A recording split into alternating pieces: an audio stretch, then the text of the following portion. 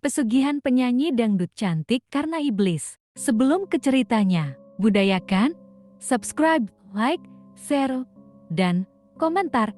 Ya, di sebuah kampung kecil di pinggiran Garut bagian selatan, hidup seorang perempuan muda bernama Rani Marlina. Usianya baru 24 tahun, tapi wajahnya tampak lebih tua karena kelelahan dan sengatan matahari. Setiap malam ia bekerja sebagai penyanyi dangdut keliling, berpindah-pindah dari hajatan ke hajatan.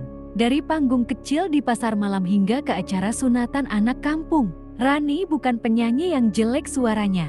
Ia punya cengkok dangdut yang kuat. Kadang suaranya bisa menyanyi artis yang tampil di televisi. Tapi nasibnya tidak pernah berubah. Sejak 3 tahun ikut orkes dangdut Sinar Murni, ia tetap jadi penyanyi pengganti yang hanya tampil kalau penyanyi utama berhalangan. Dan setiap kali tampil, ia hanya mendapat saweran kecil. Itu pun seringkali direbut oleh penjaga panggung sebelum sampai ke tangannya. Di panggung, lampu seadanya menyorot wajahnya yang berkeringat. Baju yang ia kenakan sudah lusuh, hasil pinjaman dari teman satu grup. Sementara di sisi panggung, Dewi Kirana, penyanyi utama yang berkulit putih dan bersuara serak manja, menjadi pusat perhatian.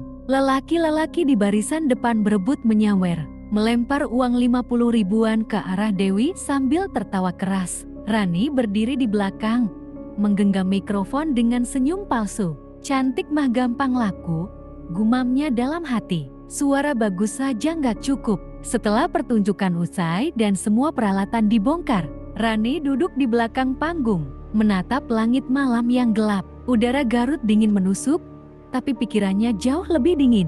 Ia lelah jeti bayangan, lelah menyanyi tanpa dihargai. Dari kejauhan, terdengar suara tawa Dewi Kirana bersama para lelaki yang mengantar pulang. Seseorang menyodorkan sebatang rokok pada Rani Pak Sumarna, penata musik grup itu, seorang lelaki tua berambut abu-abu dan bermata cekung. Masih kepikiran? Tanyanya pelan. Rani menghela napas. Saya udah usaha, Pak. Tapi kayaknya orang gak bakal suka sama saya. Wajah saya gini, kulit gelap, gigi renggang. Mau diapain juga gak bakal bisa secantik Dewi. Pak Sumarna menatapnya lama, lalu tersenyum samar. Kalau cuma mau cantik, itu gampang, Neng. Tapi harus siap bayar harga. Rani menoleh. Bayar harga gimana maksudnya? Lelaki itu tidak menjawab langsung. Ia hanya menepuk bahu Rani pelan. Nanti kalau kamu benar-benar udah gak tahan, datang aja ke rumah kosong di dekat kebun teh Kisarongge. Cari saya di sana. Jangan bawa siapa-siapa. Rani menatapnya bingung. Rumah kosong? Ya, jawab Sumarna dengan suara rendah. Rumah yang dulu katanya angker. Tapi bagi orang yang punya niat kuat, rumah itu bisa jadi jalan menuju keindahan. Setelah itu, lelaki tua itu pergi meninggalkan Rani sendirian. Di pikirannya, kata-kata jalan menuju keindahan terus berputar. Malam semakin larut. Rani berjalan pulang menyusuri jalan kampung yang sepi. Sepatu haknya yang rusak membuat langkahnya pincang. Sepanjang jalan, ia melihat pantulan wajahnya di genangan air hujan, wajah yang tampak lelah, tak bersinar, penuh jerawat kecil di pipi. Kalau aku secantik Dewi, aku juga pasti disukai. Kalau aku cantik, mungkin aku bisa terkenal, punya uang, punya rumah sendiri. Di ujung jalan, seekor anjing hitam menatapnya. Dari balik pagar rumah kosong yang disebut-sebut berhantu, Rani berhenti. Entah kenapa, dari rumah itu, ia mencium wangi dupa samar-samar. Seperti ada orang yang sedang berdoa atau melakukan ritual di dalamnya. Ia menatap lebih lama, lalu berjalan cepat sambil berusaha melupakan rasa penasaran yang tumbuh di dadanya. Tapi malam itu, Rani tidak tahu bahwa langkah kecilnya menuju arah rumah kosong itu akan menjadi awal dari perjanjian gelap yang mengubah seluruh hidupnya. Malam itu, hujan baru saja berhenti mengguyur kampung Kisarongge. Udara lembab, disertai kabut tipis yang menggantung di antara pepohonan teh yang mengelilingi jalan tanah menuju rumah tua yang sudah lama ditinggalkan. Rani berdiri di depan pagar besi yang setengah berkarat, menggenggam jaket tipisnya erat-erat. Langit tampak muram, dan hanya suara jangkrik serta tetesan air dari pepohonan yang terdengar. Ia sempat ragu, Tapi suara kata-kata Pak Sumarna malam itu di kepalanya terus bergema. Kalau kamu benar-benar udah nggak tahan, datang ke rumah kosong itu. Cari saya, jangan bawa siapapun. Ia menarik napas dalam-dalam, lalu melangkah masuk. Rumah tua di tengah kabut. Rumah itu besar, tapi sudah hancur di sana-sini. Dindingnya penuh lumut, jendela-jendela kacanya pecah, dan daun pintunya miring seperti siap roboh. Di dalam, suasananya lembab, bau tanah bercampur dengan wangi dupa yang samar, wangi yang sama seperti yang dulu sempat ia cium dari kejauhan. Di tengah ruang tamu yang gelap, hanya satu lilin menyala di atas meja kayu.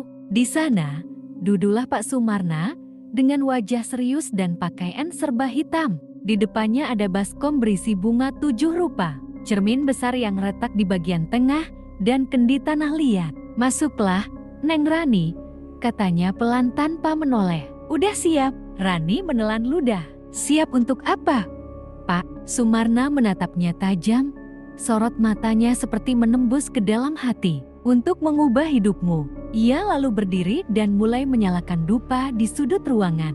Asapnya melingkar-lingkar, membentuk pola aneh di udara.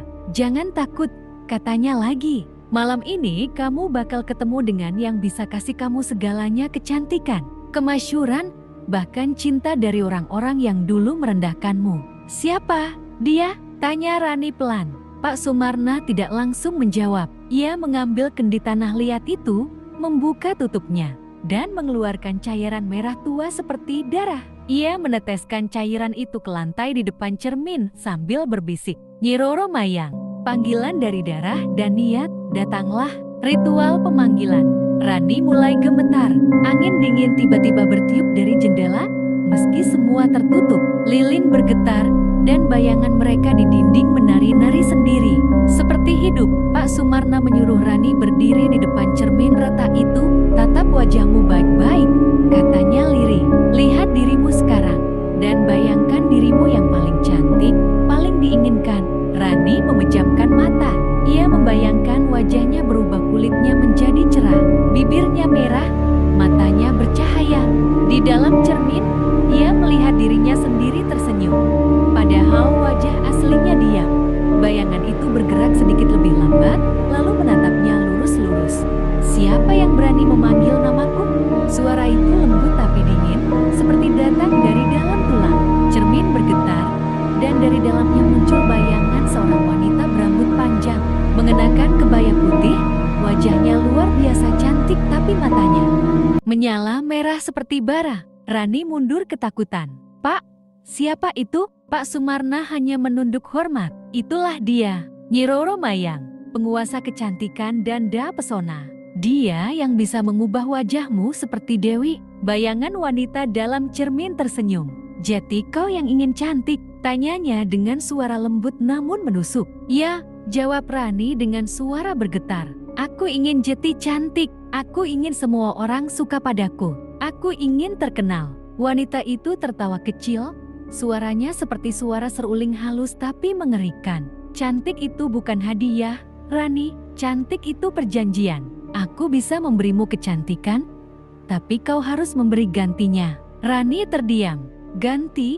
Apa?" "Setiap bulan, di malam Jumat Kliwon, kau harus datang ke tempat ini membawa darah segar. Kalau kau ingin cepat terkenal, darah manusia akan mempercepat segalanya.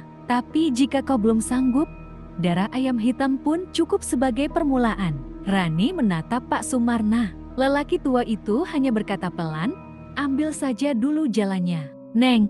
Kalau sudah mulai, jangan pernah berhenti. Karena kalau berhenti, kecantikanmu bakal diambil kembali bersama jiwamu." Janji di depan cermin. Rani terdiam lama. Di dalam hatinya ada rasa takut, tapi juga dorongan aneh, suara kecil yang berkata bahwa inilah satu-satunya jalan agar hidupnya berubah. Ia menatap cermin itu lagi. Bayangan Nyi Roro Mayang tampak semakin jelas. Matanya menatap tajam, seolah menembus jiwa. "Kalau aku setuju, apa yang akan terjadi?" tanya Rani. "Besok pagi, orang-orang tidak akan mengenalmu lagi," jawabnya lembut. "Kau akan menjadi cantik, tapi ingat, darah adalah harga dari kecantikan. Jangan lupakan aku." Suara tawa lirih mengiringi angin dingin yang menyapu ruangan. Lilin padam sendiri.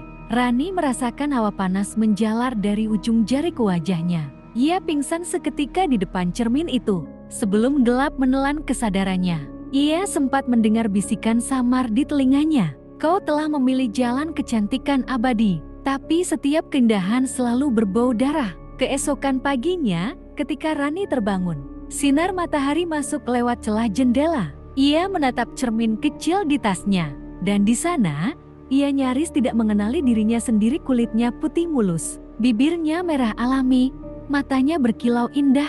Wajah yang dulu biasa saja kini seolah wajah seorang bidadari. Namun di ujung bibirnya, ada senyum kecil yang bukan miliknya. Senyum dari sesuatu yang kini sudah berdiam di dalam dirinya. Lanjut ke episode 2.